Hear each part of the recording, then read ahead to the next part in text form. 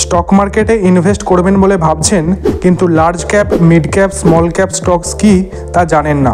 মনে রাখবেন, না জেনে ইনভেস্ট করলে কিন্তু লাভের বদলে লসের সম্মুখীন হতে পারেন।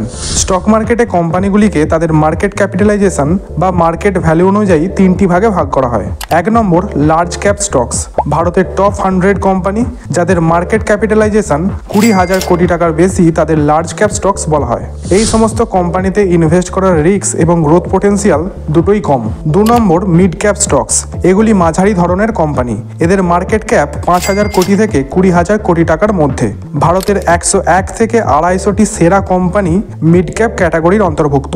মিড ক্যাপ স্টকসে ইনভেস্ট করার রিস্ক লেভেল এবং গ্রোথ পোটেন্সিয়াল দুটোই মিডিয়াম। 3 নম্বর, স্মল ক্যাপ স্টকস। যে সমস্ত কোম্পানির মার্কেট ক্যাপিটালাইজেশন 5,000 কোটি টাকার কম, তাদের স্মল ক্যাপ স্টকস বলা হয়। এই সমস্ত কোম্পানিতে ইনভেস্ট করার গ্রোথ পোটেন্সিয়াল এবং রিস্ক দুটোই বেশি। ভারতের 251 থেকে পরবর্তী যে সমস্ত কোম্পানিগুলি লিস্টেড আছে, তারা সবাই স্মল ক্যাপ ক্যাটাগরির অন্তর্ভুক্ত। তাহলে আপনি এবার কমেন্ট করে জানান আপনি কোন ক্যাটাগরি স্টকসে ইনভেস্ট করেন।